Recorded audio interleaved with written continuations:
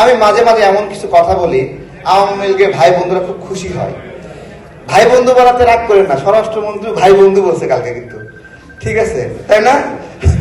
তো খুশি হয়, বলছিল 5 লাখ মানুষ মারা যাবে আওয়ামী লীগের পতন হলে। আমরা কি 500 মানুষকেও দাবড়ায় ধরছি? সরকারের ভিতরে গুপ্ত কতটুকু, মানে যখন আমাদের সামনে ত্যাগী ভাই বন্ধুরা বসে থাকে, আর যখন যারা এই লড়াই সংগ্রামে এতটুকু ত্যাগ স্বীকার না করেও এরকম ভাবে সম্মানিত হয়, তখন আমাদের মধ্যে খুব কষ্ট লাগে, খারাপ লাগে, খুব খুব কষ্ট লাগে।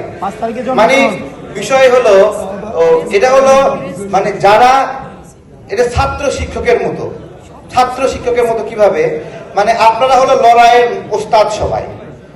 এই লড়াইয়ের ওস্তাদরা যখন আপনার হলো মানে রাস্তায় হাঁটে, তার সামনে যখন অন্য কেউ মানে বিশালতা দেখায়, বড়ত্ব দেখায়, গর্ব দেখায়, তখন শিক্ষকের সামনে ছাত্র যদি বড়ত্ব দেখায় কেমন লাগে বলেন তো?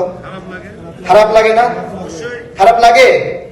এগুলো শুধুমাত্র লেনদেনের হিসাব না ভাই, এগুলো শুধুমাত্র স্বীকৃতি পাওয়ার একটা আকুতি না, এগুলো হলো বেঁচে থাকার একটা ব্যবস্থাপনা, যে আপনি আমাকে কি নিয়ে বেঁচে থাকতে বলছেন। আমরা তো বারবার পরীক্ষা দিতে পারবো না, আবার ডিবি হাসতে যেতে পারবো না, আবার কেরানীগঞ্জে ঢুকতে পারবো না। গতকালকে শেখ হাসিনা বক্তব্য দিচ্ছে, আমি মাঝে মাঝে এমন কিছু কথা বলি, আওয়ামী লীগের ভাই বন্ধুরা খুব খুশি হয়। ভাই বন্ধু বলাতে রাগ করেন না, স্বরাষ্ট্রমন্ত্রী ভাই বন্ধু বলছে কালকে, কিন্তু ঠিক আছে তাই না? তো খুশি হয়। তো আমার এত যে খুশি, আপনাদের মধ্যে কোনো অনুশোচনা আছে? স্বীকার করেন বাংলাদেশে অনেকগুলো বাচ্চা মারা গেছে, স্বীকার করেন। অনুতপ্ত হয়? অনুতপ্ত তো হয় না। মানে আপনারা তো বলেছিলেন 5 লাখ মানুষ মারা যাবে, বলছিলেন না 5 লাখ মানুষ মারা যাবে? হ্যাঁ, 500 মানুষকেও কি দাবলা ধরা হয়েছে? কি বলছিল 5 লাখ মানুষ মারা যাবে আওয়ামী লীগের পতন হলে। আমরা কি 500 মানুষকেও দাবলায় ধরছি? বলেন তো তারা শুকরিয়া আদায় করে না। এবং প্রত্যেকটা মুহূর্তে মানে জুলাইয়ের কেউ যদি আহত হয়, জুলাইয়ের কেউ যদি হ্যারাসমেন্টের শিকার হয়, তারা উচ্ছ্বাস করে। এত উচ্ছ্বাস, তাহলে পাশাপাশি সে রাজনীতি করেন। মানে আওয়ামী লীগ যে ডিজিএফআই এর চলা একটা দল, আমি সবসময় বলতাম যে এরা তো আওয়ামী লীগ করে, আওয়ামী লীগ তো করে না, এটা ডিজিএফআই চালায়। ডিজিএফআই চালানোর যে দল, তার প্রমাণ হলো মাঠে ময়দানে তাদের আর শক্তি প্রদর্শনের আর শক্তি নাই। তাদের রাজনীতি যে নিজেরাই কখন খেয়ে ফেলেছে নিজেরাও জানে না। এইরকম একটা সংকটে বিএনপি বসছে না? আপনারা কি গায়েব হয়ে গেছেন? এত বড় গায়েব হয়ে গেলেন কেন? তাই না?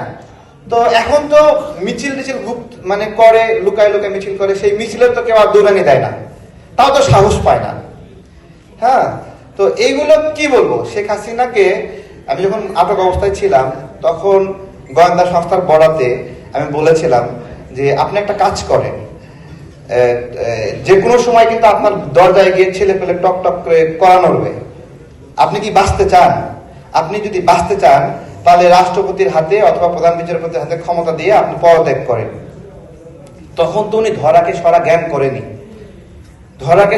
করে নাই, সবাইকে উনি শাসন করে এবং সবাইকে হুমকির মুখে দেখায়। বিষয়টা এইরকম হয়ে গেছে সেই মানধাত্তা আমলের জমিদার এবং তার প্রজাদের মতো।